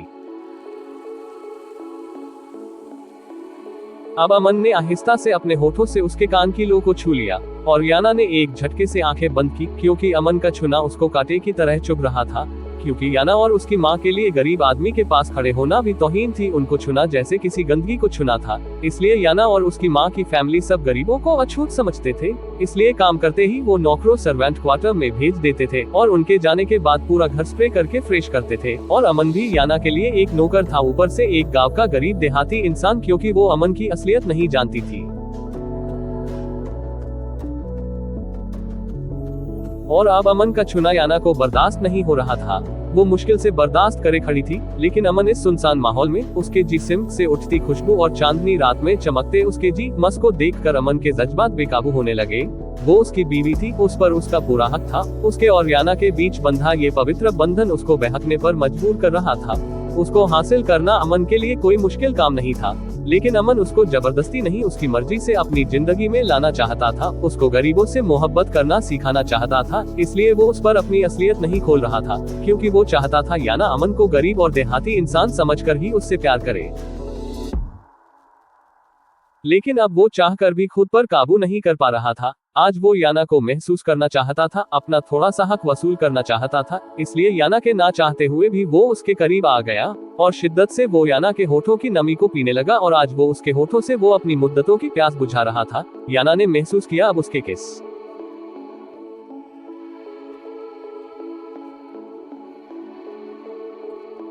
याना बिना पानी की मछली की तरह उसकी पकड़ में झटपटा रही थी, लेकिन अब वो उसकी एक नहीं चलने दे रहा था और अमन हटना चाहता था, लेकिन वो और उसकी तरफ खींच रहा था।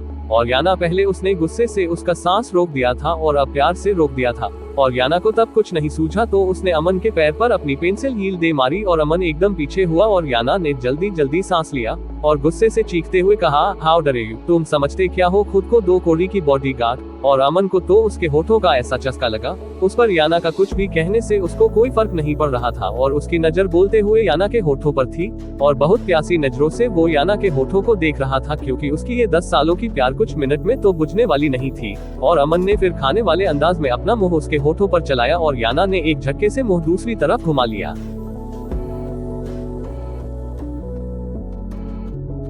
अब याना ने गुस्से में कहा, अगर तुमने मुझे नहीं छोड़ा तो मैं चीख चीख कर सबको बुला लूंगी। तब अमन ने उसके कान में मदहोश होकर कहा, अगर तुमने अपने गले से एक आवाज भी निकाली तो अभी के अभी तुम्हें जान से मार दूंगा, क्योंकि तुम्हारे घर में कोई इतना बहादुर नहीं है जो तुम्हें मुझसे बचा ले, और जब तक कोई तुम्हें बचाने आएगा तब तक मेरी बुलेट तुम्हारी खोपड़ी के आर पार हो चुकी होगी। और याना बिल्कुल सहम गई। अब अमन ने अपने होंठ उसके कान से हटाए और दूसरे हाथ से उसके कंधे पर पड़े बाल अपनी एक उंगली से पीछे किए और अमन की नजर याना के बॉडीकॉन ड्रेस के डीप गले से चमकते उसके और अमन की नीयत खराब हो चुकी थी। अब उसने अपने सुलगते होंठ याना के दूधिया गले पर रखे और जैसे वो मेजर बेकाबू हो गया, वो किसी भूखे की तरह याना के G_सिम पर झुक गया। वो अपने होंठ पूरी शिद्दत और जुनून में याना के गले पर कभी किस कर रहा था, कभी होंठ रब कर रहा था और याना का नाजुक G_सिम उस भूखे की शिद्दत से छील सा गया और अब याना ने बाकायदा रोना शुरू कर दिया, क्योंकि वो बेबसी हो गई थी इस मेजर की कैद में। अब याना ने रोते हुए कहा, प्लीज छोड़ दो, जाने दो मुझे। लेकिन अमन को कुछ सुनाई नहीं दे रहा था, क्योंकि आज इतने सालों बाद वो अपनी मोहब्बत अपनी बीवी के करीब आया था। इतनी आसानी से तो वो उसको छोड़ने वाला नहीं था। याना गर्दन हिलाकर अमन को खुद से दूर करने की नाकाम कोशिश कर रही थी, लेकिन अमन ने उसके दोनों हाथ कमर के पीछे कर एक हाथ में दबोच रखे थे। अब अमन ने अपने दूसरे हाथ का इस्तेमाल करते हुए याना के रेशमी बालों को पीछे से मुट्ठी में जकड़ा और उसका सर पीछे को कर दिया। अब याना का पूरा सामने का हिस्सा अमन के सामने था और याना का चेहरा ऊपर हो चुका था और उसकी आंखों से आंसू बहते उसके बालों में गुम हो रहे थे। अब रखे और याना अंदर तक कांप गई और अमन और जुनून से रगड़ने लगा था। उसने अपना पूरा चेहरा याना का मुलायम और नाजुक G_सिम अमन की शेफ से छिल सा गया था और अगले ही लम्हे याना की एक दबी चीख फजा में गूंजी जब अमन के दांत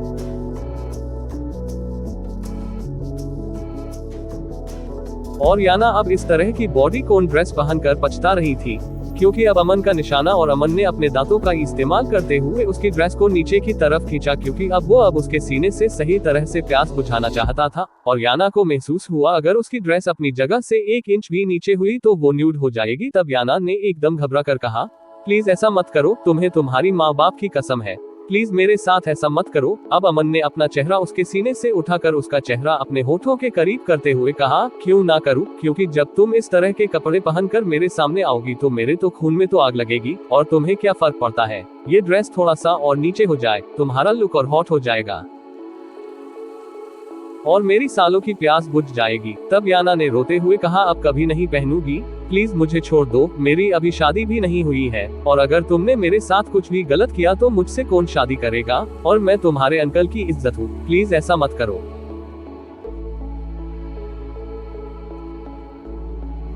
तब अमन ने अपनी शिट से बोझल आवाज में कहा, तुम सबसे पहले मेरी इज्जत हो और अपनी इज्जत का मैं जिम्मेदार भी हूँ और रखवाला भी, इसलिए तुम्हें किसी भी बात की टेंशन लेने की जरूरत नहीं है। बस तुम इतना जान लो, जो मैं कर रहा हूँ, जो मैं करूँगा वो गलत नहीं होगा, और वैसे भी अब तुम्हें डर लग रहा है, तब डर क्यों नहीं लगता जब तुम खुद इस तरह के कपड़े पहनकर अपनी इज्जत लोगों को सर्व करती हो। अब इतने खुले ऑफर को कोई मर्द कैसे छोड़ सकता है। जो लड़का तुम्हें छोड़कर गया है वो मेरा ही आदमी है। तुम्हारे पल पल की खबर मुझे होती है। मैं बॉडीगार्ड हूँ तुम्हारा, अपने साथ ही नहीं अपने पीछे भी तुम्हें प्रोटेक्ट करता हूँ। अगर उस लड़के की जगह आज कोई और होता तो कल तुम्हारी बिना कपड़ों की लाश किसी गटर में पड़ी मिलती। अब याना ने हिचकियों से रोते हुए कहा, मुझसे बहुत बड़ी गलती हो गई। अब दोबारा मैं कभी इस तरह के कपड़े पहनकर बाहर नहीं जाऊंगी और ना इतनी रात को वापस आऊंगी। प्लीज अब मुझे जाने दो। तब अमन को उसकी हालत पर तरस आया। अब अमन ने एक गहरा सांस लेते हुए कहा, ठीक है, तुम एक कंडीशन पर जा सकती हो। आज के बाद मैं तुम्हें 10 बजे से पहले अपने घर आना है और इस तरह की ड्रेस तुम दोबारा नहीं पहनोगी। और तुमने इनमें से एक भी कंडीशन को खत्म किया तो याद रखना, तुम्हें अपने सामने नम अंडरस्कोर गा करके छोड़ूंगा। अब रुक गया हूँ, अगली बार तब तक नहीं रुकूंगा जब तक तुम्हारा दम ना निकाल दूं। चलो जाओ, अब आज के लिए इतना सबक काफी है। और याना उसके छोड़ते ही गिरती पड़ती वहां से दुम दबाकर भागी और रूम में आकर उसने हमेशा की तरह तोड़ना फोड़ना चीखना चिल्लाना किया। और फिर कुछ सोचकर जॉर्जी को कॉल किया और उससे गुस्से भराई हुई आवाज में कहा, जॉर्जी, अब उस बॉडीगार्ड के हाथ पैर नहीं तोड़ने हैं, उसको जान से मारना है और उसको मरते हुए मैं अपनी आंखों से देखना चाहती हूँ।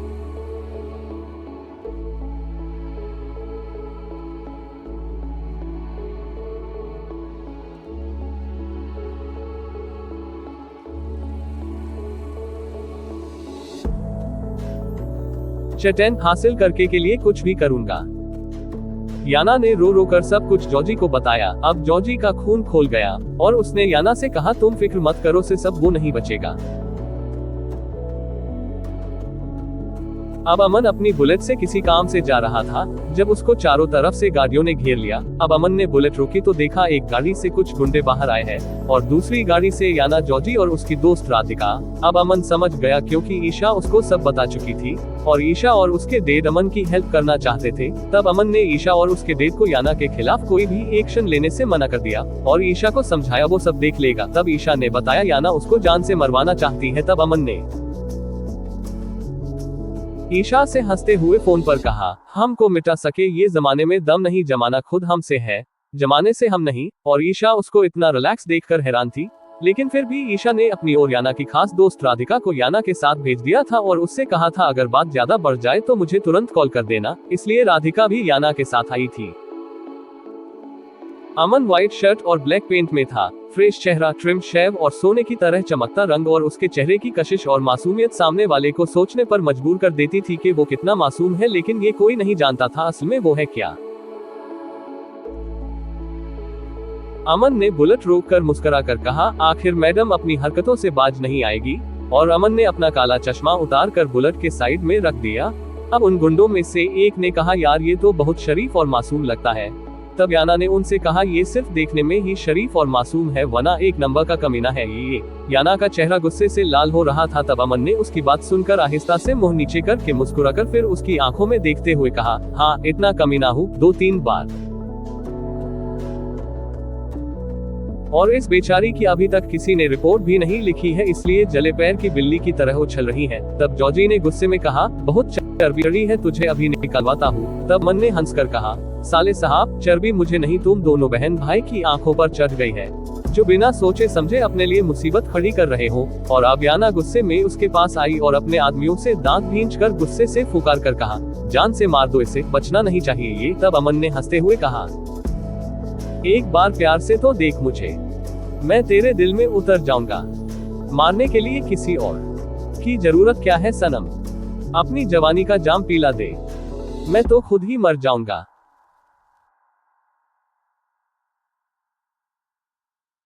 अब याना ने गुस्से में कहा, इसको इतना मारो इसकी आशिकी का भूत उतर जाए।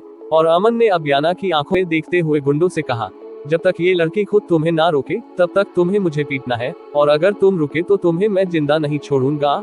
इसलिए अपनी जान बचाना चाहते हो तो हिट मी। और याना ने हैरान होकर उस पागल दीवाने को देखा जो उसकी खुशी के लिए मार खाने तक को तैयार था। और याना ने गुस्से में कहा, मैं तुम्हें मारवाने के लिए गुंडे लाई हूँ, तुम्हें बचाने के लिए नहीं। तब अमन ने कहा, बचाओगी तुम ही बचाओगी। और याना ने फिर से कहा, नहीं बचाओगी। और अमन मुस्कुराकर कहा, चलो देखते हैं तुम्हारी नफरत सच्ची है या मेरी मोहब्बत। और याना माय फुट कहकर वापस गाड़ी के पास जाकर खड़ी हो गई। अब अमन ने उन गुंडों से कहा, खड़े खड़े मेरे मुंह क्या देख रहे हो, अटैक करो मुझ पर। तब उनके बॉस ने कहा, सर कैसी बातें कर रहे हैं आप, हम आप पर हाथ कैसे उठा सकते हैं। कमिश्नर साहब हमारी जमानत भी जब्त कर देंगे। तब अमन ने आहिस्ता से कहा, ये बात कॉन्ट्रैक्ट लेने से पहले सोचनी चाहिए थी। तब उसने कहा, सर हमें नहीं पता था ये बेवकूफ लड़की आपको मारने का कॉन्ट्रैक्ट दे रही है, हमें तो 2 घंटे पहले ही पता चला है जब हमने आपकी तस्वीर देखी, लेकिन तभी आपने कॉल करके कह दिया कि हमें कॉन्ट्रैक्ट लेना है और अब खुद ही हमें मारने के लिए कह रहे हैं। और आप इतने कमजोर कहा है, हम जैसे मामूली गुंडों से पीट जाएंगे। तब अमन ने कहा, अभी मैं तुमसे कह रहा हूँ मारो मुझे, वरना तुम बहुत बुरे पिटोगे। उनको इस तरह से बात करते देख याना ने जॉर्जी से कहा, ये लोग इसको मार क्यों नहीं रहे, ये असली गुंडे भी है या नहीं। तब जॉर्जी ने कहा, सिस ये इस शहर के सबसे बड़े गुंडे हैं, हो सकता है ये मारने से पहले उसको अल्टीमेटम दे रहे हो। और तभी एक पंच उन्होंने अमन के पेट में मारा और अमन जानबूझकर चीखा ताकि याना को एहसास हो कि उसको कितना दर्द हो रहा है, जबकि वो फौजी तो सीने पर गोली खाकर हंसते हंसते मरने वालों में से थे। लेकिन अब अमन जानबूझकर आवाज निकाल रहा था। अब उसके पेट पर मुक्का मारते देख जॉर्जी ने खुश होकर कहा, देखो क्या मारा है उसको। अब याना ने मुस्कुराकर अपनी पॉकेट से एक लॉलीपॉप निकाला और मुस्कुराकर उसको चूसने लगी। ब्लैक लेदर की जैकेट अंदर व्हाइट टॉप और ब्लैक जीन्स, उस पर ऊंची चोटी और कानों में बड़े बड़े इयररिंग पहने वो बला की खूबसूरत लग रही थी।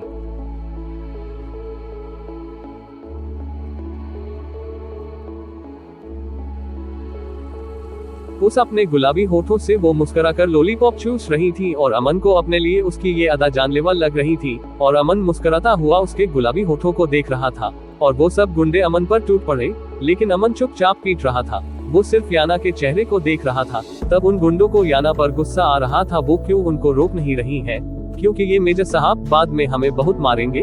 अब अमन ने कहा, बेवकूफों मारना भी नहीं आता, ऐसा करो अपनी गन का हैंडल मेरे सर पर मारो, खून निकलना चाहिए। और गुंडे हैरान थे। अब उन्होंने वैसा ही किया और अमन के माथे से खून की फुहार बंध गई। और तब ही राधिका ने याना से गुस्से में कहा, याना रोक लो उनको, वो मर जाएगा, क्योंकि वो इतना कमजोर भी नहीं है कि वो इतनी आसानी से पीट जाए। वो सिर्फ तेरी खुशी की खातिर मार खा रहा है यार, रोक दे उनको, मुझसे नहीं देखा जा रहा अमन को इस तरह पीटते हुए।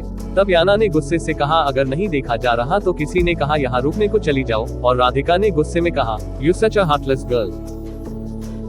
और वो गुस्से में वहां से चली गई। और फिर अमन जमीन पर जानबूझकर बेहोश हो गया और वो सब अमन की पीठ पर लात बजाने लगे। और अब उसको बेहोश होता देखकर याना का दिल बंद होने को हो गया। उसको अब एहसास हुआ कि अमन को वाकई चोट लगी है। और तब ही याना चीख उठी, स्टॉप इट, छोड़ दो उसे। और जैसे ही उन्होंने अमन के पीठ पर लात मारने को हुए, अमन ने फौरन उनकी लात पकड़ ली, क्योंकि अब याना ने कह दिया था रोकने को। लेकिन तभी जॉर्जी ने याना का हाथ पकड़ते हुए कहा, रुको मत मारो उसको। लेकिन अब अगले ही पल वो सब आदमी एक एक कर याना के कदमों में पड़े हुए हाय हाय कर रहे थे। और याना हैरान रह गई, वो वाकई कमजोर नहीं था। और वो लोग तो एक पल में ही धूम दबाकर भाग गए। और अब अमन ने अपनी जेब से रुमाल निकालकर अपना चेहरा साफ किया, जो पूरा खून में भीग चुका था। और अमन उनकी तरफ आया और जॉर्जी से कहा, हाथ छोड़ याना का। और जॉर्जी ने एक मुक्का अमन को मारने के लिए उठाया, लेकिन अमन के हाथ का एक थप्पड़ पड़ते ही वो बेहोश हो गया। अब याना अकेली खड़ी रह गई और अमन ने हल्का सा झुककर उसकी हल्की भूरी आंखों में देखते हुए कहा, आई थिंक आज के लिए इतना एंटरटेनमेंट काफी है, अब चले। और याना ने गुस्से में कहा, मैं कहीं नहीं जाऊंगी। तब अमन ने कहा, क्या पूरी रात यही रहने का इरादा है। और अब अमन ने उसका हाथ पकड़ा और उसको पीछे बुलेट पर बैठा लिया। और अब याना ने पूछा, कहाँ लेकर जा रहे हो। तब अमन ने कहा, तुम्हारी फल लिखवाने। अब याना उछल पड़ी, मैंने क्या किया है। तब अमन ने हैरान होकर कहा, एक शरीफ आदमी को जान से मारने का कॉन्ट्रैक्ट देकर पूछ रही हो मैंने क्या किया है। तब याना ने एकदम कहा, आई एम सॉरी, प्लीज माफ कर दो। तब अमन ने कहा, ठीक है, माफी चाहिए तो सबसे पहले मुझे हक करके बैठो। और याना ने तुरंत अमन को हक कर लिया। तब अमन ने पीछे सर घुमाकर उसके कान में कहा, टाइट करके करो, इतना टाइट के हवा भी पास ना हो। और याना ने मुंह बनाकर अमन को टाइट करके हक कर लिया। और अमन ने बुलेट स्टार्ट की। और कुछ देर बाद अमन ने एक सोसाइटी के अंदर एंटर हुआ, जहां गेट पर ही 4-5 आर्मी सोल्जर गन मशीन लिए खड़े थे। और उन्होंने ने अमन को देखकर तुरंत सैल्यूट किया। अब अमन गेट के अंदर आया और याना ने हैरान होकर कहा, ये तो आर्मी का कैंटोनमेंट एरिया है, तुम मुझे यहाँ क्यों लाए हो। तब अमन ने कहा, यहाँ मेरा एक दोस्त रहता है जो एक आर्मी ऑफिसर है, उससे मिलने ही जा रहा था, लेकिन रास्ते में तुमने मेरे बारातियों को भेज दिया। और अब याना ने देखा वहाँ चारों तरफ आर्मी ही आर्मी खड़ी थी और सब धड़ाधड़ अमन को देखकर सैल्यूट मार रहे थे। और याना ये देखकर हैरान हुई और पूछे बिना ना रह सकी, ये सब तुम्हें इतना प्रोटोकॉल क्यों दे रहे हैं, सब तुम्हें सैल्यूट क्यों कर रहे हैं। तब अमन ने बात बनाते हुए कहा, ये सब मेरे दोस्त की वजह से है, वो आर्मी का एक बड़ा ऑफिसर है और सब मुझे उसकी तरफ से जानते हैं, इसलिए सैल्यूट कर रहे हैं। और याना को कुछ समझ नहीं आया, लेकिन आगे उसने कुछ नहीं पूछा। अब बाइक एक बहुत बड़ी बिल्डिंग के आगे रुकी और अब यान भी अमन के साथ बाइक से उतर गई। अमन ने अपने हाथ की उंगलियां याना के हाथ की उंगलियों में फंसा रखी थी।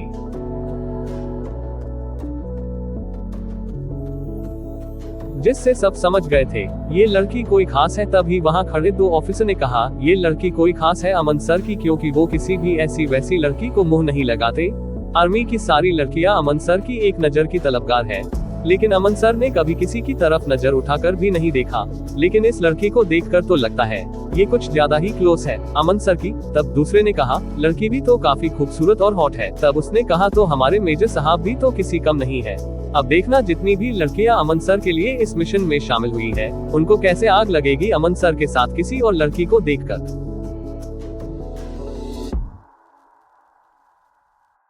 अब अमन याना को लेकर उस बिल्डिंग में आया। ये बिल्डिंग रेजिमेंट हाउस कहलाती थी। ये आर्मी के कुछ खास बड़े अफसरों को गवर्नमेंट ने अलॉट की थी। इस बिल्डिंग के अंदर शॉपिंग मॉल से लेकर होटल तक, हॉस्पिटल से लेकर बार कैफ तक थे और इसका ग्राउंड फ्लोर अमन का था। अब अमन याना को एक कैफे में ले आया और उसको टेबल पर बैठा कर कहा, तुम यहाँ बैठो, जो ऑर्डर करना है वो करो, तब तक मैं आता हूँ। और याना ने कहा, लिसन, मुझे अपने फ्रेंड से जरूर मिलाना, क्योंकि मुझे आर्मी ऑफिसर बहुत पसंद है, मुझे उनके साथ एक सेल्फी लेनी है। तब अमन ने मुस्कुरा कर कहा, नीस, जानकर अच्छा लगा, तुम्हारी पसंद काफी अच्छी है। अब मेरा फ्यूचर इतना बुरा साबित नहीं होगा जितना मैं सोच रहा था। अब याना ने हैरान होकर कहा, क्या मतलब। तब अमन ने कहा, कुछ नहीं, मैं चेंज करके आता हूँ। और अमन वहाँ से चला गया और दो लड़कियों से कह गया कि वो याना को कंपनी दे, और वो अमन का ऑर्डर फॉलो करते हुए याना के पास आई और उन दोनों का मुंह बन गया याना को देखकर। पता तो उनको चल ही गया था, लेकिन अब याना को देखकर एक ने कहा, अमन सर जितने सीरियस लगते हैं, इस लड़की को देखकर तो नहीं लगता ये हमारे मेजर अमन सर की पसंद होगी, क्योंकि उन्होंने अपनी एक स्पीच में कहा था वो राजस्थान से है और उनकी बीवी ऐसी ही होगी जैसी राजस्थानी औरतें रहती है, चूड़ी बिंदी गजरा पहनने वाली लड़की। लेकिन ये तो काफी अल्ट्रा मॉडर्न लग रही है। अब वो दोनों मुंह बनाकर याना के पास बैठ गई और याना ने उनसे कुछ खास बात नहीं की तो वो मुंह बनाकर चली गई। अब अमन अंदर आया तो उसके ऑफिसर और दोस्त अमन के माथे पर चोट देखकर परेशान हो गए और कहा, ये कैसे लगी आपको। तब अमन ने कहा, लंबी कहानी है, कभी फुर्सत में बताऊंगा, तुम मैप तैयार करो और सब ऑफिसर को बुलाओ। और अमन अब चेंज करके आया और कुछ देर उनसे मीटिंग और फिर जल्दी से याना के पास आया और उसने देखा याना उसके कुछ ऑफिसर के साथ पाउट बना कर दो विक्ट्री की फिंगर दिखाकर सेल्फी ले रही थी। अमन उसकी अदा को देखकर मुस्कुराया और आहिस्ता से कहा, इन शहर की तितलियों को कुछ आता हो या नहीं, लेकिन सेल्फी लेते टाइम 70 तरह के मुंह बनाने जरूर आते हैं। अब अमन के आते ही सारे ऑफिसर उसको सैल्यूट करके बाहर निकल गए और तभी अमन का दोस्त अमित वहां आया। अब अमन बाहर आया तो याना एक पल को उसे देखकर हैरान रह गई। वो ब्लैक हाफ स्लीव की बॉडी फिट टी शर्ट और ब्लू जीन्स में देखकर हैरान रह गई, क्योंकि टी शर्ट में उसका कसरती जिस्म साफ चमक रहा था, उसके डोले और सीना उभर रहा था, जेल से फौजी कट बालों को सेट किया हुआ था, वो नहा धोकर आया था, वो निखरा सा बेहद हैंडसम लग रहा था। और याना उस पर से नजरें हटाना भूल गई और जब अमन ने चुटकी बजाते हुए कहा, इतने ध्यान से देखोगी तो प्यार हो जाएगा, और याना ने पलकें झपका ली और याना ने एटीट्यूड से कहा, भूल जाओ, ऐसा कभी नहीं होगा। अब अमन ने अपना कान मसल कर आहिस्ता से कहा, हो तो बहुत कुछ जाएगा, कभी मौका तो दो। तभी अमित वहां आ गया। अब अमन ने याना को बताया कि मैं इससे मिलने ही यहाँ आया हूँ। अमित भी राजस्थान से ही था और अमन का बचपन का दोस्त था। अमन के साथ बचपन से पढ़ा और आर्मी ज्वाइन की। वो अमन से एक रैंक नीचे था। वो अमन का राजदार भी था। याना अमित से मिलकर बहुत खुश हुई और उसके साथ भी कई सेल्फी ली। तब अमित ने कहा, आपने अमन के साथ भी सेल्फी ली या नहीं, क्योंकि मुझसे पहले तो वही है। तब अमन ने अमित की बात काट कर कहा, तू फिक्र मत कर, मेरे साथ तो पूरी फोटो एल्बम बनेगी और तुझे साइड में जगह दूंगा। और अमित हंसने लगा और याना को उनकी आवाज समझ नहीं आ रही थी। अब अमित ने याना को एक कार्ड देते हुए कहा, परसों आर्मी का एक बहुत बड़ा जश्न है, याना जी आपको भी आना है। अब याना ने खुश होकर कहा, यस शो। अब अमित ने कहा आपकी और अमन की कपल एंट्री होगी, और तब ही याना ने कहा नहीं मैं नहीं आ सकती, मुझे कॉलेज का जरूरी काम है। तब अमन ने कहा ये जरूर आएगी, और अमित ने कहा अब इनको लाना तेरा काम है, और अब अमित वहां से चला गया।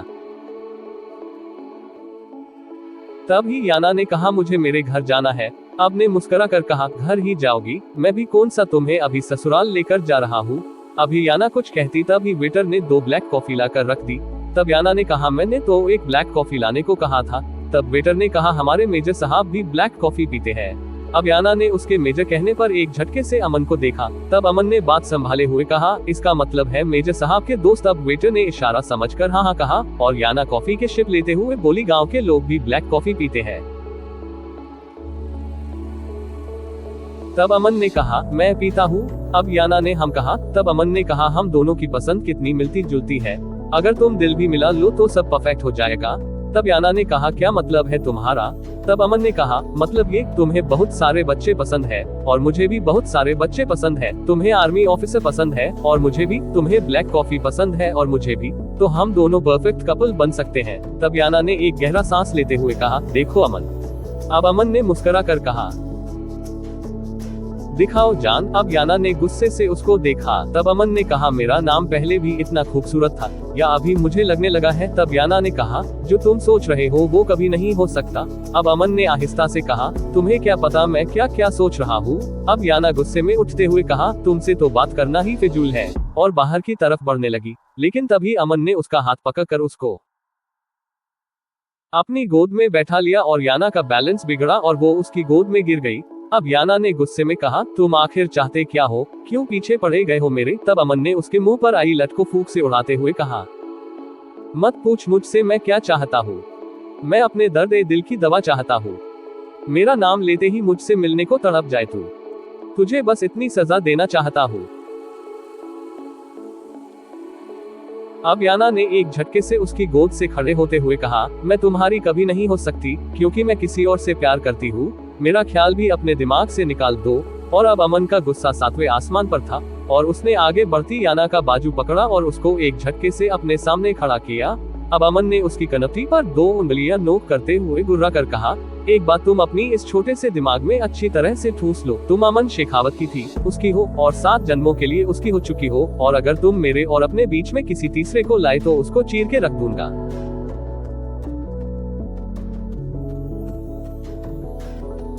क्योंकि मेरा प्यार तुमसे आज से नहीं है, जब तुम 2 साल की थी तब से शुरू हो गया था। और जितना तुम मुझसे दूर भागती गई मेरा प्यार इश्क में बदल गया, और तुम्हारे इस नफरत से अब ये इश्क जुनून में बदल गया। और अगर तुमने मुझसे दूर जाने की कोशिश की तो ये जुनून जिद में बदल जाएगा। और जब एक मर्द को जिद चती है तो वो अपनी जिद पूरी करने के लिए किसी भी हद तक गिर सकता है, यहाँ तक कि वो अपनी मोहब्बत को हासिल करने के लिए उसकी इज्जत से भी खेल सकता है। और याना उसकी आंखों की सुर्खी और उसका जुनूनी लहजा देखकर और उसकी बातें सुनकर एक पल के लिए सहम गई। अब याना को उसके सामने खड़े होते हुए खौफसा महसूस होने लगा। अब वो इस जुनूनी आशिक से दूर भाग जाना चाहती थी, इसलिए आंखों में आंसू लाकर कहा छोड़ो मुझे, मेरा हाथ दर्द कर रहा। और अमन की पकड़ ढीली होते ही याना स्पीड से बाहर की तरफ भागी। आज अमन ने उससे खुलकर अपने प्यार का इजहार कर दिया था, लेकिन अमन के इस जुनूनी इश्क को कभी समझ पाएगी याना, और याना की मां मोना अमन और याना को कभी एक होने देगी, और याना को पाने के लिए किस हद तक जाएगा अमन। जानने के लिए प्लीज हमारी कहानी के साथ बने रहें, और ज्यादा से ज्यादा लाइक शेयर और रिव्यू देते रहे, वरना मुझे ये कहानी भी बीच में से छोड़नी पड़ेगी। और अगर ये कहानी रुकी तो फिर पॉकेट FM पर मेरी कोई कहानी नहीं आएगी।